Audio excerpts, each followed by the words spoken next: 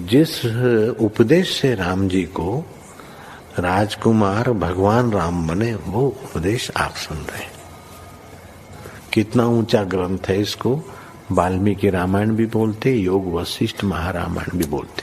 राम तीर्थ ने इसी का बार बार अध्ययन किया था। ये आप भी शांत हो जाएंगे परमात्मा में, और दूसरों को भी शांति देने की क्षमता देने वाला ये सदग्रंथ है।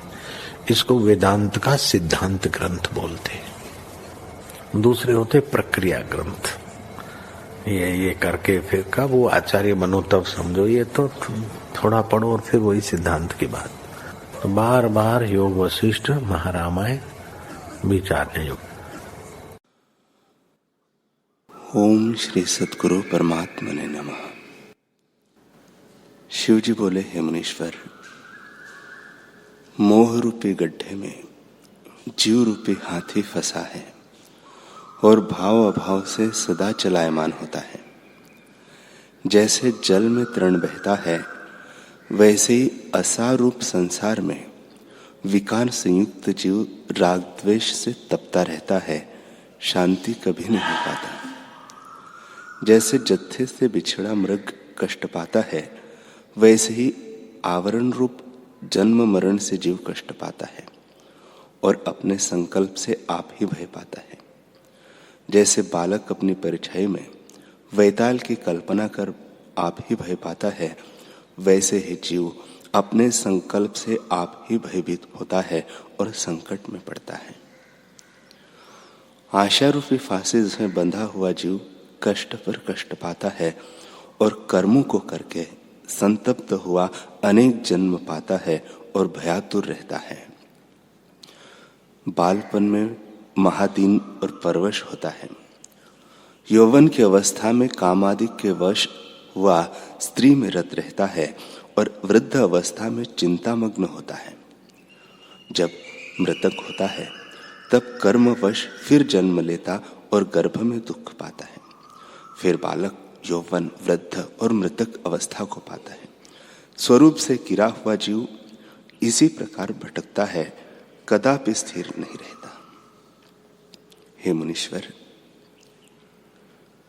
जगत को असत जानकर अभावना करना और आत्मा को सत्य जानकर भावना करना, इस भावना से सभी अनर्थ निवृत्त हो जाते हैं।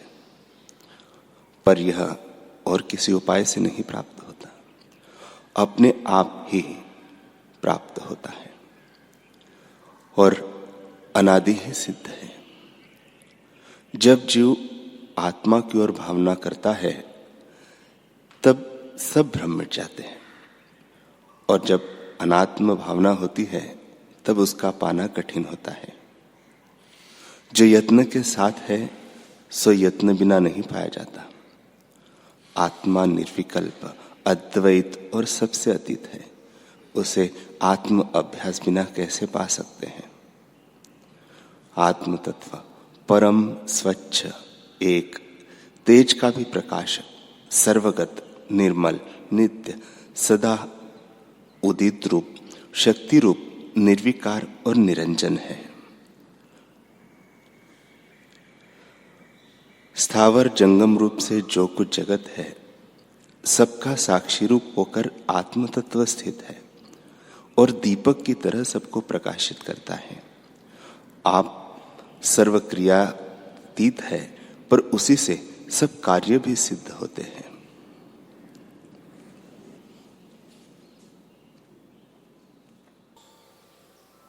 वशिष्ठ जी बोले, हे राम जी, आत्मसत्ता नित्य शुद्ध, अजर, अमर और सदा अपने आप में स्थित है। उसमें जिस प्रकार सृष्टि उदय हुई है वह सुनिए। उसके जानने से जगत कल्पना मिट जाएगी। हे राम जी, भाव, अभाव, ग्रहण, त्याग, स्थूल, सूक्ष्म, जन्म, मरण आदि पदार्थों से जीव छेदा जाता है उससे तुम मुक्त होगे। जैसे चूहे सुमेरु पर्वत को चूर्ण नहीं कर सकते, वैसे ही तुमको संसार के भाव अभाव पदार्थ चूर्ण न कर सकेंगे। हे राम जी, आदि शुद्ध देव अचेत चिन्ह मात्र है, उनमें चैत्य भाव सदा रहता है, क्योंकि वह चैतन्य रूप है। जैसे वायु में स्पंद शक्ति सदा रहती है, वैसे ही चिन्मात्र में चैत्य का फुरना रहकर अहम अस्मि भाव को प्राप्त हुआ है। इस कारण उनका नाम चैतन्य है। हे राम जी, जब तक चैतन्य संवित अपने स्वरूप के ठौर नहीं आता, तब तक इसका नाम जीव है और संकल्प का नाम बीज चित्त संवित है। उसी से सर्वभूत जाति उत्पन्न हुई, इससे सबका बीज चित्त संवित है। जब जीव संवित चित्त को चेतता है, तब प्रथम शून्य होकर उसमें शब्द गुण होता है। उस आदि शब्द तन्मात्रा से पद, वाक्य और प्रमाण सहित वेद उत्पन्न हुए हैं। जितना कुछ जगत में शब्द है, उनका बीज तन्मात्रा है, जिससे वायु स्पर्श होता है। फिर रूप तन्मात्रा हुई, उससे सूर्य, अग्नि आदि प्रकाश हुए। फिर रस तन्मात्रा हुई, जिससे जल हुआ, और सब जलों का बीज वही है। यह सब विकार आत्मा में अज्ञान से देखता है, पर आत्मा शुद्ध और सूक्ष्म से सूक्ष्म, स्थूल से स्थूल, बड़े से बड़ा, लघु से लघु और सर्व शब्द और अर्थ का अधिष्ठान है। हे राम जी, ब्रह्म रूपी एक डब्बा है, उसमें जगत रूपी रत्न है। पर्वत और वन सहित भी जगत देख पड़ता है, परंतु आत्मा के निकट रुई के रूम सा लघु है। आत्मा रूपी वन है, उसमें संसार रूपी मंजरी उपजी है। पांचों तत्व पृथ्वी, अप, तेज, वायु और आकाश उसके पत्ते हैं, उनसे यह शोभित है। यह अहंता के उदय होने से उदय होती है और अहंता का नाश होने से नष्ट होती है। आत्मा एक समुद्र है, उसमें जगत रूपी तरंगे हैं, वे उठती भी है और लीन भी हो जाती है। आत्माकाश से संसार भ्रम मात्र है। ओम श्री सद्गुरु परमात्मने नमः। श्री योग वासिष्ठ महारामायण निर्वाण प्रकरण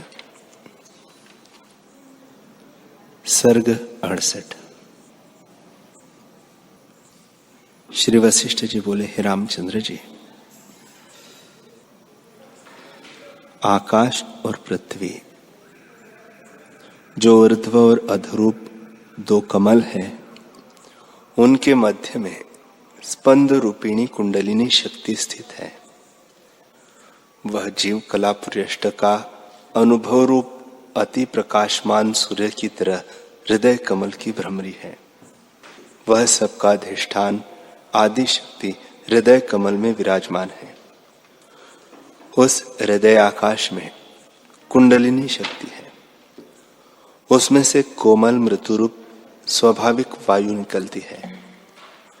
वही पवन निकलकर दो होता है, एक प्राण और दूसरा अपान। वही परस्पर मिलकर स्फुरण रूप होता है। जैसे वृक्ष के पत्तों के हिलने से उससे शीघ्र ही अग्नि प्रकट होती है, या बांसों की रगड़ से अग्नि प्रकट होती है, वैसे ही प्राण अपान से अग्नि प्रकट होकर जब आकाश में उदय होती है, तब सब ओर से भीतर प्रकाश होता है। जैसे सूर्य के उदय होने पर सब ओर से भुवन प्रकाशित होते हैं, वैसे ही सब ओर से हृदय प्रकाशित होता है। सूर्य रूप तारा अग्नि सदृश तेज के आकार है। हृदय कमल का भ्रमर स्वर्ण रूप है और उसके चिंतन से योगी तद्वत होते हैं। वह प्रकाश ज्ञान रूप है और उस तेज से योगी की वृत्ति तद्वत होती है, अर्थात एकत्व भाव को प्राप्त हो जाती है। तब लक्ष्य योजन पर्यंत जो पदार्थ हो उनका उसे ज्ञान हो जाता है और सब प्रत्यक्ष देख पड़ते हैं। हृदय रूपी सरोवर उस अग्नि का स्थान है। जैसे बड़वाग्नि समुद्र में रहती है और उसका जल ही ईंधन है, अर्थात वह जल को दग्ध करती है, वैसे ही हृदय रूप सरोवर में उसका निवास है और वह रस शीतलता रूप जल को पचाती है। उस हृदय कमल से जो अपान रूप शीतल वायु प्रकट होता है उसका नाम चंद्रमा है, और प्राण रूप उष्ण पवन जो प्रकट होता है वह सूर्य रूप है। वही उष्ण और शीतल पवन सूर्य और चंद्रमा के नाम से देह में स्थित है। आदि प्राण वायु रूप सूर्य और अपान रूप चंद्रमा से सूर्य रूप होकर स्थित होता है। सूर्य उष्ण और चंद्रमा शीतल है, इन दोनों से जगत हुआ है। विद्या अविद्या सत्य असत्य रूप जगत इन दोनों से युक्त है। सत चित प्रकाश विद्या उत्तरायण सूर्य अग्नि आदिक नाम बुद्धिमान निर्मल भाव के कहते हैं, और असत जड़ अविद्या तम दक्षिणायन आदिक नाम चंद्रमा रूप से मलिन भाव के कहते हैं। राम जी ने पूछा है, भगवान अग्नि सूर्य रूप जो प्राणवायु है उससे शीतल जलमय अपान रूप चंद्रमा कैसे उत्पन्न होता है, और अपान जल चंद्रमा रूप से सूर्य कैसे उत्पन्न होता है। श्री वशिष्ठ जी बोले, हे रामचंद्र जी, सूर्य चंद्रमा जो अग्नि सोम कहलाते हैं वे परस्पर कार्य कारण रूप है। जैसे बीज से अंकुर और अंकुर से बीज होता है, जैसे दिन से रात्रि और रात्रि से दिन होता है, और जैसे छाया से धूप और धूप से छाया होती है, वैसे ही सूर्य चंद्रमा परस्पर कार्य कारण होते हैं। कभी कभी इनकी एकत्र उपलब्धि भी होती है। जैसे सूर्य के उदय होने पर धूप और छाया दोनों इकट्ठे हो जाते हैं। कार्य कारण भी दो प्रकार का है। एक कार्य सत्य रूप परिणाम से होता है, दूसरा विनाश रूप परिणाम से होता है। एक से जो दूसरा होता है वैसे ही है। जैसे बीज नष्ट हो गया हो तो उससे अंकुर होता है, यह विनाश रूप परिणाम हुआ।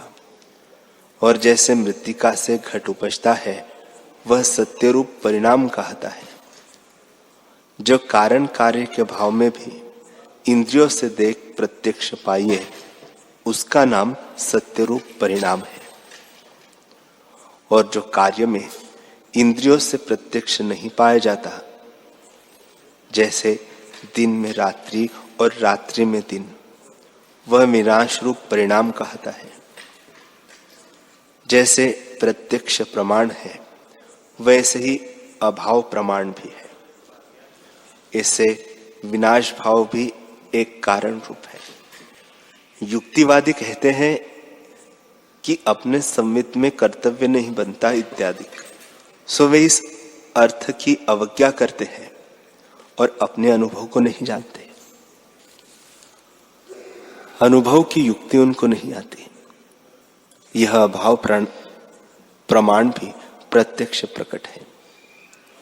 शीतलता का परिणाम यह है कि जैसे अग्नि के भाव से शीतलता के अभाव में उष्णता होती है, दिन के अभाव में रात्रि और छाया के अभाव में धूप इत्यादि का नाम अभाव परिणाम है। अग्नि से धूम्र भाग निकलता है, वह मेघ बनता है। इस कारण सत्वरूप परिणाम से चंद्रमा का कारण अग्नि होता है और अग्नि नष्ट होकर शीतल भाव को प्राप्त होता है, तब उसका नाम विनाश परिणाम है, जिससे अग्नि चंद्रमा का कारण होती है। 7 समुद्रों का जल पान करके बड़वाग्नि धूम्र को उगलता है, सो धूम्र मेघ को प्राप्त होकर अत्यर्थ जल का कारण होता है। सूर्य जो विनाश के अर्थ चंद्रमा का पान करता है, सो अमावस्या पर्यंत बारंबार भक्षण करता है और फिर शुक्ल पक्ष में उसे उगलता है। जैसे सारस पक्षी भीट की जड़ को भक्षण करके उगल डालता है। हे रामचंद्र जी, अमृत के समान शीतल जो चंद्रमा रूप अपान वायु है, वह मुख के अग्रभाग में रहता है। वह कणिका रूप जल जब शरीर में जाता है, तब वह जल का अणु अपान और सूर्य रूपी प्राण स्फुरण को प्राप्त होता है। इस प्रकार सत्य रूप परिणाम से जल अग्नि का कण होता है। जब जल का नाश हो जाता है, तब वह उष्ण भाव अग्नि को प्राप्त होता है। इसका नाम विनाश परिणाम है। इस प्रकार जल अग्नि का कारण कहलाता है। अग्नि का नाश होने पर चंद्रमा उत्पन्न होता है, इसका नाम विनाश परिणाम है। और चंद्रमा का अभाव होने पर अग्नि उत्पन्न होता है, इसका नाम भी विनाश परिणाम है। जैसे तम के अभाव से प्रकाश का उदय होता है और प्रकाश के अभाव से तम होता है, दिन के अभाव से रात्रि और रात्रि के अभाव से दिन होता है, इसके मध्य में जो विलक्षण रूप है उसे बुद्धिमान भी नहीं जान पाते। वह तम और प्रकाश दोनों रूपों से युक्त है।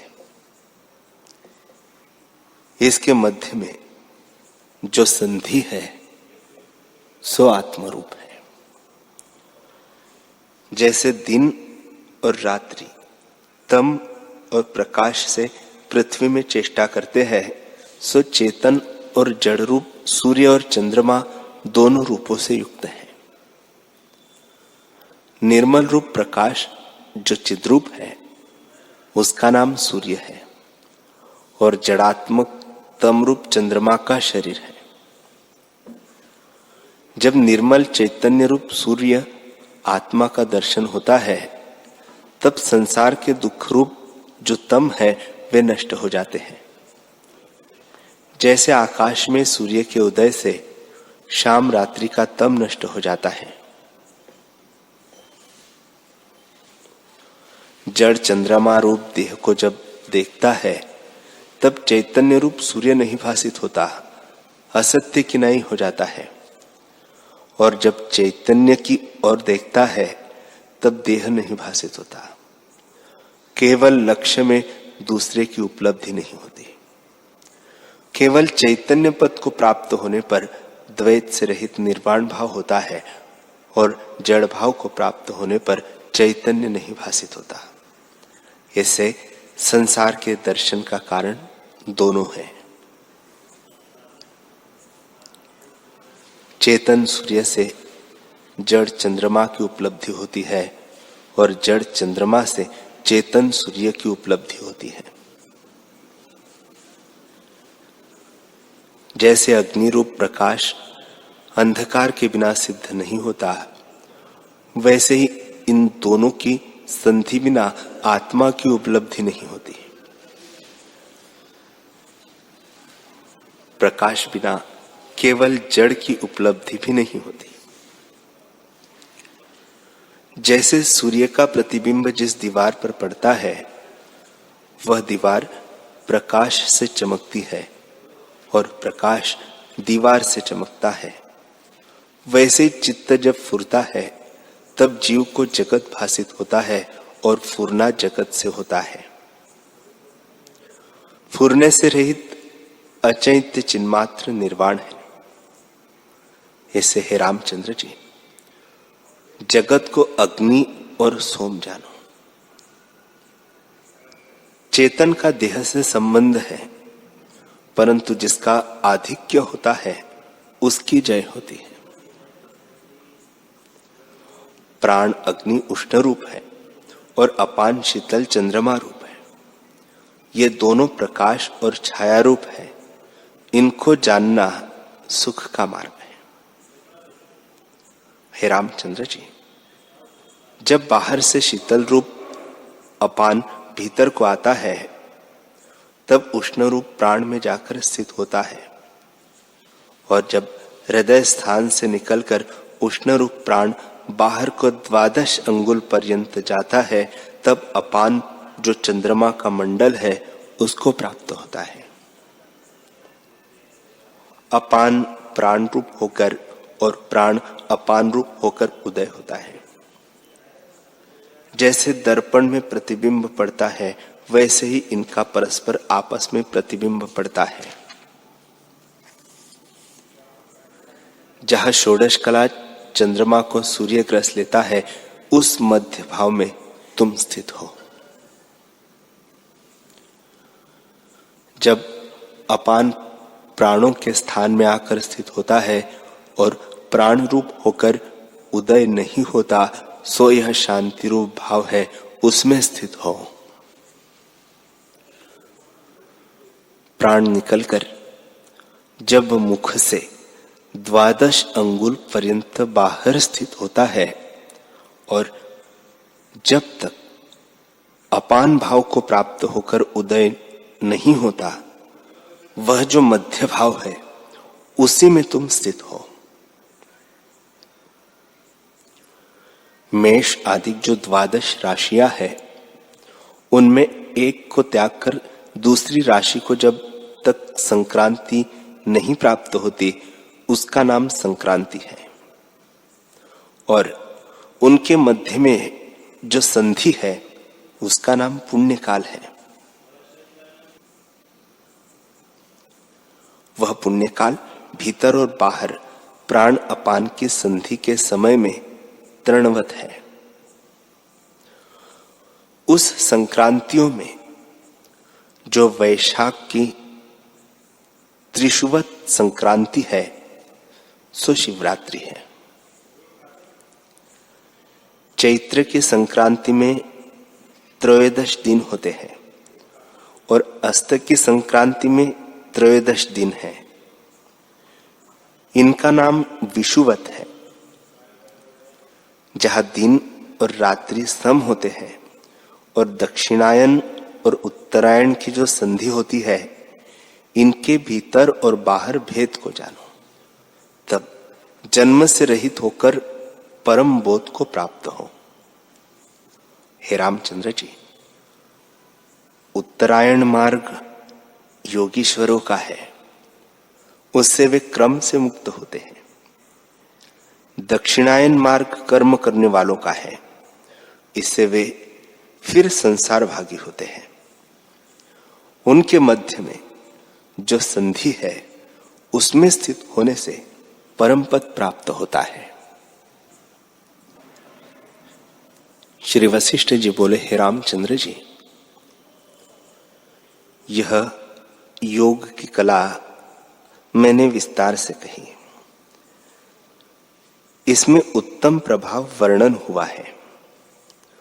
प्रयोजन यही है कि तुम निर्वाण पद में स्थित हो और आत्म ब्रह्म की एकता करो, जिससे फिर जन्म मरण आदि का दुख तुम्हें न हो। ब्रह्म सत चित आनंद स्वभाव मात्र है। एक आत्मा में एकत्व भाव होते हैं, वही भाव रहते हैं। धनी शक्ति का धनी होता है और अविद्या नष्ट हो जाती है। इस प्रकार जब वह चुड़ाला रानी योग और ज्ञान के अभ्यास से पूर्ण हुई, तब सब शक्तियों से युक्त होकर धनी बनी और अणिमा आदि सिद्धियों को प्राप्त हुई। एक रात्रि में राजा सोया था। तब वह अवकाश पाकर आकाश के बहुत स्थानों में विचरी। फिर देवलोक में अति चंचल काली का रूप रखकर फिरी।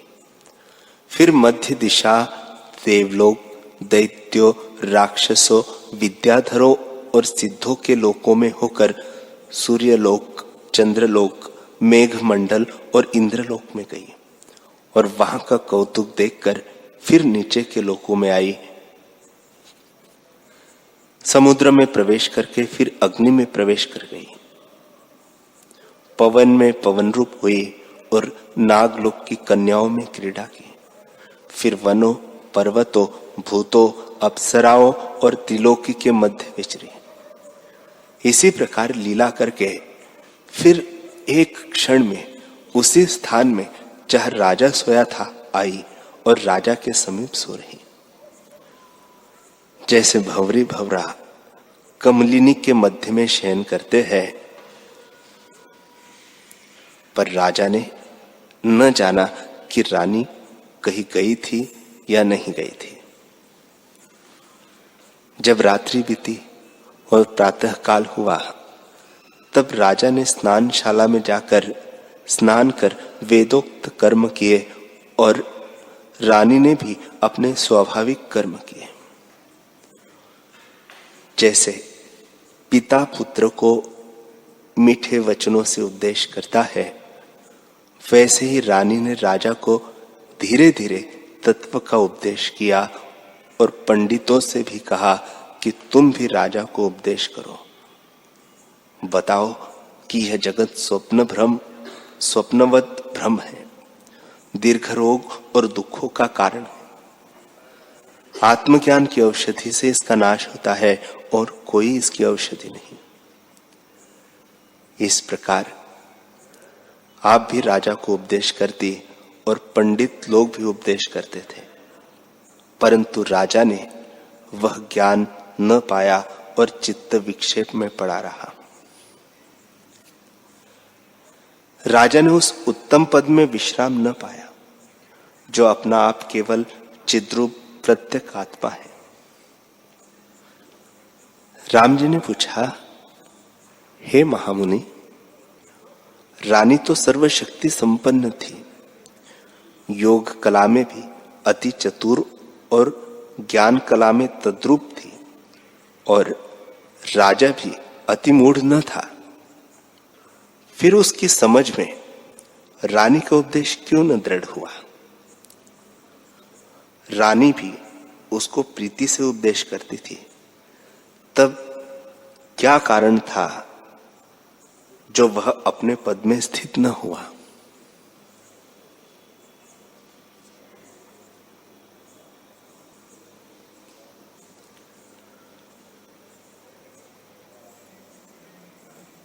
हरि ओम।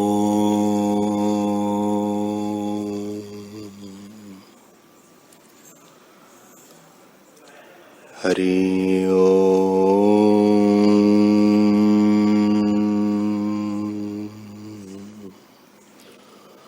ओम सहना भवतु सहनौ भुनक्तु सह वीर्यं करवावहै तेजस्विनावधीतमस्तु मा विद्विषावहै। ओम शांति शांति शांति। श्री सद्गुरुदेव भगवान की जय।